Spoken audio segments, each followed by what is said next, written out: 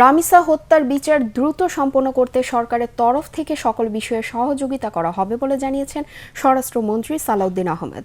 সচিবালয়ে এক ব্রিফিংয়ে তিনি আরও বলেন, রাতারাতি অপরাধ বন্ধ হয়ে যাবে না, তবে সরকার যে কোনো ঘটনায় দ্রুত সময়ে আইনানুগ ব্যবস্থা গ্রহণ করছে।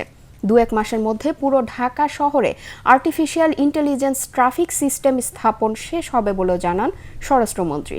বিস্তারিত জানাচ্ছেন ইয়াসিন রানা। রামিসা হত্যাকাণ্ড, আর্টিফিশিয়াল ইন্টেলিজেন্স ট্রাফিক ব্যবস্থা, আদ্দিন হাসপাতালে শিশু মৃত্যুর ঘটনা, মোহাম্মদপুরের সন্ত্রাস, চট্টগ্রামের জঙ্গল সলিমপুর ইস্যু সহ সমসাময়িক নানা বিষয়ে ব্রিফিং করেন স্বরাষ্ট্রমন্ত্রী সালাউদ্দিন আহমদ।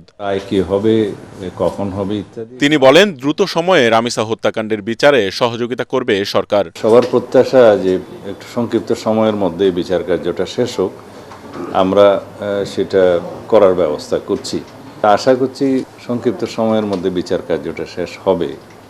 রায় কি হবে, কখন হবে ইত্যাদি এগুলো আদালতের বিষয়।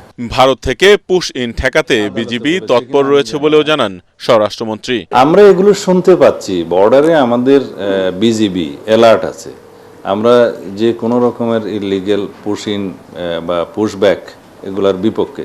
সালাউদ্দিন আহমদ বলেন, ঢাকার পর অন্যান্য শহরেও এআই ট্রাফিক সিস্টেম স্থাপন করা হবে। আমরা অত্যাধুনিক আর্টিফিশিয়াল ইন্টেলিজেন্স প্রয়োগ করে ট্রাফিক নিয়ন্ত্রণটা করতে সক্ষম হয়েছে এই পর্যন্ত, আরও আমরা উন্নয়নের চেষ্টা করছি।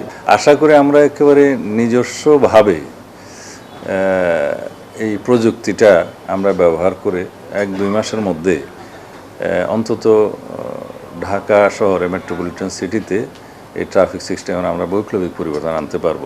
অটোরিকশা মেট্রোপলিটন এরিয়ার বাইরে সরানোর বিষয়ে সরকার পরিকল্পনা করছে বলেও জানান স্বরাষ্ট্রমন্ত্রী। ইয়াসিন রানা, এটিএন বাংলা, ঢাকা।